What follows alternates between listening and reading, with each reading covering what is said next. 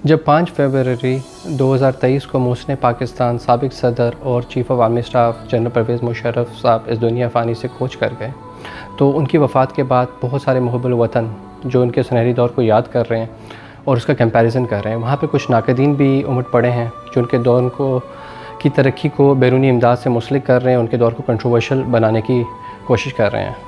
वो कहते हैं कि उनके दौर में डॉलरों की बारिश थी। जब भी जनरल परवेज़ का ज़िक्र आता है तो उनके दौर में हुए बेशुमार कामों को अपने तासब के बावजूद वो झुटला नहीं सकते, तो ये सियासतदान और जर्नलिस्ट इन सब कामों को अमेरिका से मिली इमदाद पर डाल देते हैं। और सबसे बुरी बात और गलत बात यह है कि वे भूल जाते हैं कि जो इमदाद जनरल परवेज़ मुशर्रफ को मिली थी उससे कई गुना ज़्यादा इमदाद उनके अदवार में उनके जाने के बाद इनको मिलती रही है, लेकिन वो उसको सही तरीके से मैनेज नहीं कर सके। वो उनके बाद हुकूमत कर चुके हैं, वो इमदाद लिख चुके हैं, लेकिन जब मुकाबले में दिखाने को कुछ नहीं मिलता तो वो सब ये इस चीज़ पर डाल के अपनी जान छुड़ाते हैं कि जनरल परवेज़ मुशर्रफ साहब को अमेरिकी डॉलर मिले थे जिसकी वजह से उन्होंने ये सब तरक्की की।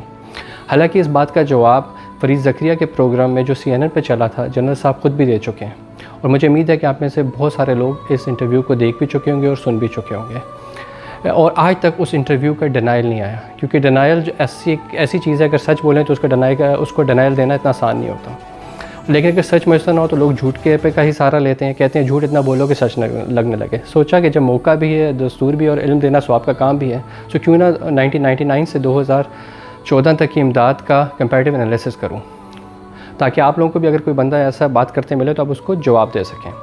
आइए हम सबसे पहले मुआवजा करते हैं परवेज़ मुशर्रफ के दौर का, जो 1999 से 2008 तक उनको कुल इमदाद 10 बिलियन 324 मिलियन डॉलर यानी सालाना औसतन 1290 मिलियन डॉलर मिली। पीपल्स पार्टी के 2008 से 2013 के दौर में यही इमदाद 15 बिलियन 800 मिलियन डॉलर यानी सालाना औसतन 3160 मिलियन डॉलर के हिसाब से उनको मिलती रही। नून लीग का दौर 2014 से 2016 में भी कुल इमदाद 7384 मिलियन डॉलर यानी कि 1846 मिलियन डॉलर पर ईयर के हिसाब से मिली। यानी कि पीपल्स पार्टी को जनरल मुशर्रफ से सालाना औस के मुकाबले में 2.5 गुना ज़्यादा और नून लीग को 1.5 गुना ज़्यादा अमरीकी इमदाद मिली। फिर भी ये लोग ये कहते हैं कि मुशर्रफ के दौर की तरक्की अमरीकी इमदाद की वजह से थी। ये भी याद रखें कि जनरल परवेज़ मुशर्रफ के दौर में बैरूनी कर्ज़े भी 2008 से 2022 तक के लिए गए कर्ज़ों में से कई गुना कम थे, और उनमें से 6 साल ऐसे भी थे जिसमें पाकिस्तान ने IMF का दरवाज़ा नहीं खड़काया। फिर भी डॉलर 62 का था, गुर्बत की शरह कम हो रही थी। अगर ये मुल्क तब चल रहा था और तरक्की कर रहा था तो अब क्यों नहीं चल रहा? ये सोचने की बात है। ये लीडरशिप का फ़क़दान है, मैनेजमेंट का फ़क़दान है, ना कि किसी बैरूनी इमदाद की इसकी वजह है। हम मौजूदा सियासी क़यादत भी देख चुके हैं, हमने उनकी क़यादत भी देखी और देखा पाकिस्तान किस तरह तरक्की कर रहा था। मुझे मालूम है कि आप में से बहुत सारे दोस्त ये वीडियो देखकर भूल जाएंगे और कल कहीं किसी गुफ्तगू में दोबारा बताएंगे कि कराची के काम हो या कोस्टल हाईवे हो या मोटरवेज़ की तकमील हो या PhD के लिए सैकड़ों वज़ाइफ और एयरपोर्ट हो, तरबेला की एक्सटेंशन हो, ये सब वॉर ऑन टेरर की मिली कीमत की बदौलत था। मगर कोई बात नहीं, मैं एक माली हूँ और मेरा काम है आपको पानी देना। यह आप पे डिपेंड करता है कि आप सच को जान कर जिएँ।